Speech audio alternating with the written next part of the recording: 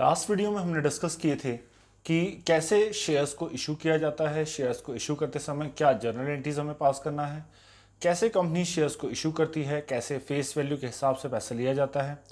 अब इस वीडियो में हम डिस्कस करेंगे कि कंपनीज कैश बुक कैसे मेंटेन करती है और कैश बुक को कैसे हमें मेंटेन करना है। जैसे क्लास 11 में हम पढ़ते आए हैं कि अलग अलग टाइप की कैश बुक होती है, जैसे सिंगल कॉलम अलग है, डबल कॉलम अलग है, पिटी कैश बुक अलग है। आपको क्लास 12th में जब शेयर कैपिटल अकाउंटिंग आप पढ़ेंगे तो आपको एक बहुत सिंपल सी कैश बुक बनाना है। सारे बैंक के ट्रांजैक्शंस आपको कैश बुक में नोट करना है। कैश बुक का फॉर्मेट भी बहुत सिंपल सा रहेगा, ये एक सिंगल कॉलम कैश बुक होगी। इसको समझने के लिए हम एक एग्जांपल लेते हैं। फॉर एग्जांपल, एक कंपनी है जो कि 30,000 शेयर्स इशू कर रही है एट द रेट ऑफ ₹10 उसकी फेस वैल्यू है। इस ₹10 को company ₹3 on application, ₹4 on allotment and ₹3 on first and final call ले रही है।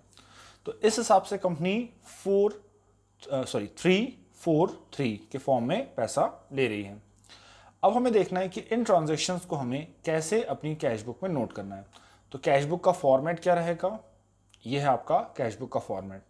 जैसा आपका स्टैंडर्ड फॉर्मेट होता है, cash book with bank column, debit side, credit side, date, particulars, journal folio, amount rupees, date, particulars, JF, amount rupees। ये हो गया आपका सिंगल कॉलम कैश बुक का फॉर्मेट। अब यहाँ पे हमें देखना है कि हम कौन से ट्रांजैक्शंस को यहाँ नोट करें। तो हर वो ट्रांजैक्शन जिसमें आपका बैंक अकाउंट या तो डेबिट या तो क्रेडिट होता है, उसको आप अपनी कैश बुक में नोट करेंगे।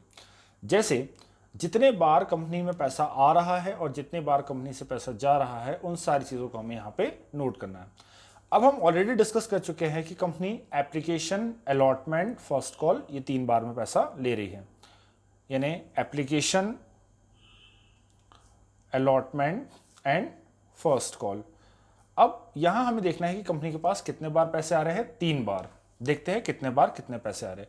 Application on 30,000 shares at the rate of ₹3, यानी फर्स्ट टाइम में जब कंपनी के पास पैसे आ रहे हैं, दैट इज 90,000। वैसे हम पहली एंट्री क्या बनाते हैं, bank account debit to share application. इस बात का ध्यान रखें, जब आप कैश बुक बनाएंगे तो आपको वहां पे कोई भी बैंक की एंट्री नहीं करना है। मैं फिर से रिपीट कर दूं, कैश बुक बनाते समय आपको बैंक के ट्रांजैक्शन को जर्नल फॉर्मेट में नोट नहीं करना है। तो एप्लीकेशन का जो पैसा है 30,000 शेयर्स पे at the rate of ₹3, that is 90,000। तो यहां एंट्री क्या बनती थी, bank account debit to share application. तो bank account debit to equity share application account, जो कि है ₹90,000, राइट।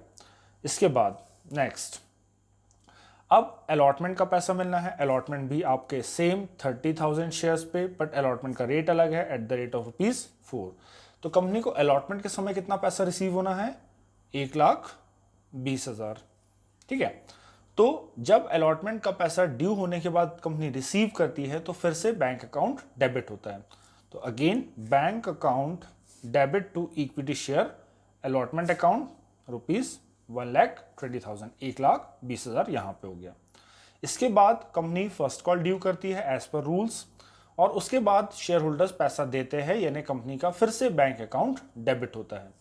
तो फाइनल कॉल कितने का है, 30,000 शेयर्स का है, again eight the rate of ₹3। तो यहां पे पैसा वसूल होगा 90,000। तो अब यहां पे क्या नॉर्मल एंट्री बनती है हमारी, bank account debit to share first and final call account. Again bank account debit to share first and final call account, amount will be 90,000। अब इस चीज को हम एक बार देख लेते हैं। हमें टोटल कितना पैसा चाहिए था, हम कितने शेयर्स इशू कर रहे थे, we were issuing 30,000 shares at the rate of ₹10, 30,000 shares, जिसमें ₹10 एक शेयर का हम वसूल कर रहे थे। तो इस हिसाब से हमारे पास कितने आ जाने चाहिए, ₹3,00,000। देखते क्या हमारे बैंक अकाउंट में वाकई ₹3,00,000 आए। 90,000 प्लस 1,20,000 प्लस 90,000, दैट इज 3,00,000। तो कैश बुक ये शो करती है कि इशू करने के बाद कंपनी के पास कैश बैलेंस यानी बैंक बैलेंस कितना है। तो 90 plus 120 plus 90,000 that is 3 lakh rupees. तो इस हिसाब से कंपनी के पास बैलेंस है 3 लाख रुपीज। तो ये हुआ आपका कैश बुक कैसे बनाना है। कैश बुक बनाते समय ध्यान रखें कि आपका बैंक अकाउंट डेबिट और क्रेडिट दोनों हो सकता है। क्रेडिट कब होगा? जब हम प्रोराटा ओवर सब्सक्रिप्शन वाले केस देखेंगे, तो उस समय कई बार बैंक से पैसा जाता भी है। अगर पैसा जा रहा है तो उसकी एंट्री यहां हमें करना है और जो भी ऑपोजिट अकाउंट होगा उसके नाम से। तो यस, बैंक अकाउंट डेबिट तो होता ही है, साथ साथ कई बार क्रेडिट भी होता है। क्रेडिट होने की कंडीशन क्या होती है? जब बैंक से पैसा जाता है।